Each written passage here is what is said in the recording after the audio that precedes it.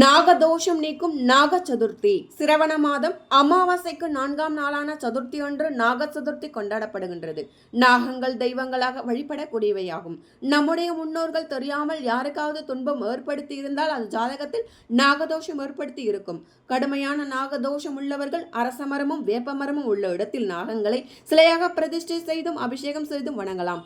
மற்றவர்கள் அரச மரத்தடியில் உள்ள சர்ப சிலைக்கும் ராகு மற்றும் கோது சிலைக்கும் பால் தண்ணீர் ஊற்றி சிலையை தூய்மை செய்து பின்னர் மஞ்சள் குங்குமம் முழுவதும் பூசி பூக்களால் அலங்கரித்தும் தீபமாற்றியும் மனமாற உருகி பஞ்சினால் செய்த கோடி தந்தியும் வஸ்திரம் அணிவித்தும் அச்சதுடன் கூடிய சர்க்கரை பொங்கல் மற்றும் துள்ளுமாவு எடுத்தும் நைவேத்தியமாக வணங்கலாம். இந்த நாளில் நிலத்தை தோண்டுவது கூர்மையான பொருட்களை பயன்படுத்தக்கூடாது. பெண்கள் அருகில் உள்ள புற்றுக்கு பால் ஊற்றி நாகதேவதைக்கு பூஜை செய்து அன்று புற்றுமண்ணை எடுத்து சென்று நெற்றியிலிட்டு சகோதர சகோதரிகளின் காலில் விழுந்து வணங்குவார்கள். இது சகோதர சகோதரிகளின் நலன்களை காக்கும். நாக சதுர்த்தி விரத பலன்கள்: திருமண தடை நீங்கும், குழந்தை பாக்கியம் கிடைக்கும், நாகதோஷம் நீங்கும், கணவன் மனைவி ஒற்றுமை கிடைக்கும், நவக்கிரக தோஷங்கள் அனைத்தும் நீங்கக்கூடியது இந்த நாக சதுர்த்தி.